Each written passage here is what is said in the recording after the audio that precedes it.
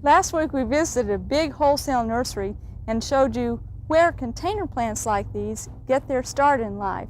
Now we're at a retail nursery to show you possibly how to select some for your own home planting. Now we like to encourage fall planting in the garden because the soil stays warm clean up until the middle of December. And for that reason, the roots get an excellent chance to grow in the soil and get the plant established at a time in the year when the plant's not taxed too badly by the weather because it's nice and cool and moist out. So fall is an ideal time to plant. Let's take a look at some of these plants and how you might want to select them. Now in front of me I have a whole array of junipers. And these first ones give you an idea of the range of colors. You can select something like this Armstrong juniper that is a fairly yellow-green. This one will get about 4 or 5 feet tall and 5 feet wide. It's a fairly large spreading shrub. Right here is a tabletop blue juniper that gets about the same size, but it's a much different shade of green. It's a minty green. And you want to be careful when you select the blue-green types of junipers because they don't look good against just every background. They might look good against a very deep forest green row of shrubbery or trees. They might look good against a red brick house, but you wouldn't want to contrast them against a yellow greenhouse. The colors just wouldn't go together very well. And here's a taller form of the blue-green type of junipers. Incidentally, they do look great against a light red brick or a pink brick. It's a nice combination of colors. Now over here is just the plain old eastern red cedar, but this is a compact form. It gets fairly tall, stays fairly compact. It doesn't fall away as much as the ones you see out in pastures. It's a nice, tough plant. Usually about the only thing that bothers junipers are bagworms. We've talked about those before, and remember in May is the time to control those. You can just mark your calendar for a bagworm spray in May, and remember that. You usually won't have much trouble with them on your junipers. Now, the first group we looked at were grown in containers. This one is balled and burlap. And if we look down here at the bottom, it's been grown in the field and then packed up in burlap. And the burlap will break down very quickly in the soil. One season and that'll be gone. And the roots can grow right through it.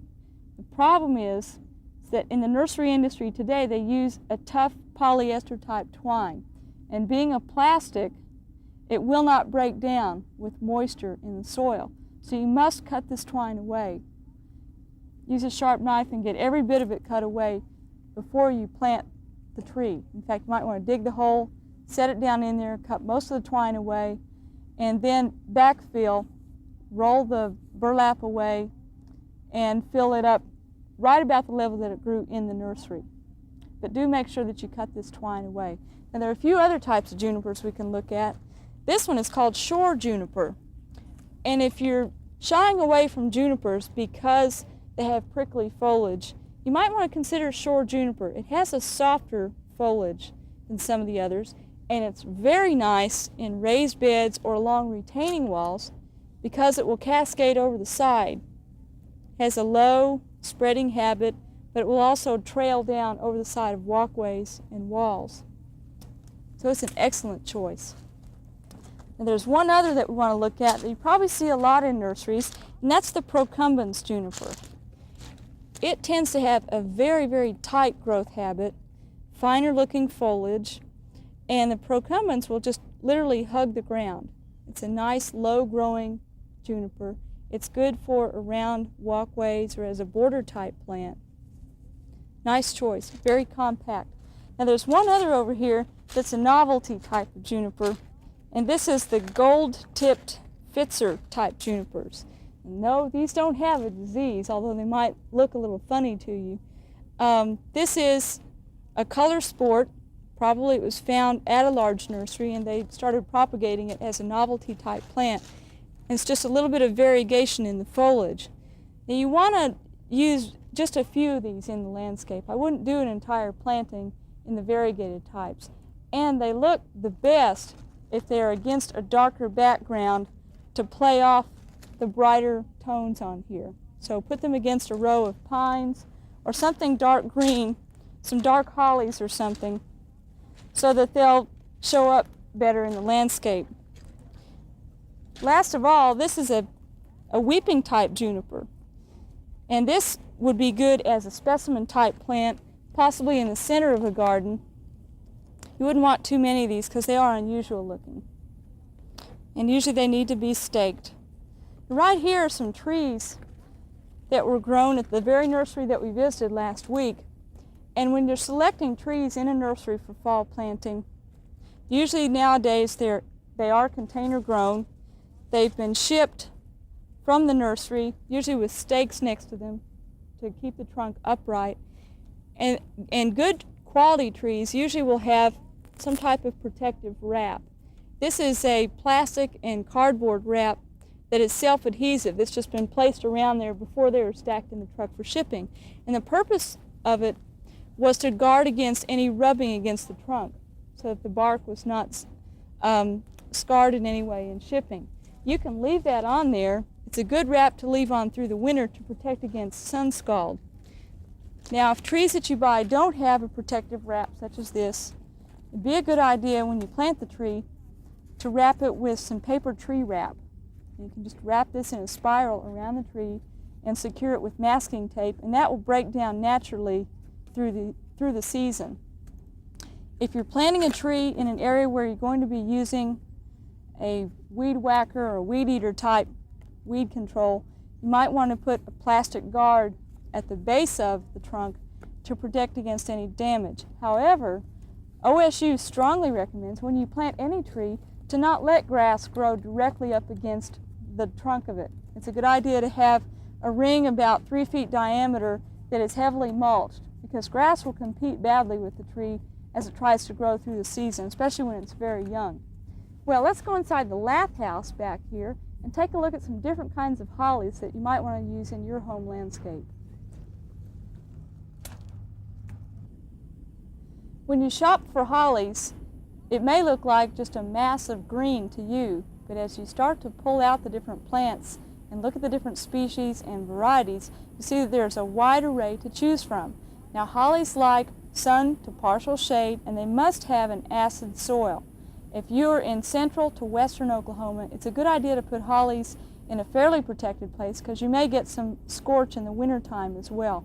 And do be sure that you amend the soil ahead of time as you would for azaleas. They love an acid, woodsy type soil with plenty of organic matter. Let's look at some of these selections. Right here is dwarf Chinese holly. And although the foliage is very striking, nice pointed lobes on it, it could be nasty to get in and prune. I would not want to select a full-size Chinese holly for this very reason, but the dwarf will stay fairly short and won't require much pruning. Now, if you want one that is a little bit less stickery, the same species of Chinese holly, this is Carissa variety. And Carissa doesn't have those sharp lobes, yet it has nice, stiff, deep green foliage. Now, over here in front of me are two kinds of Burford holly.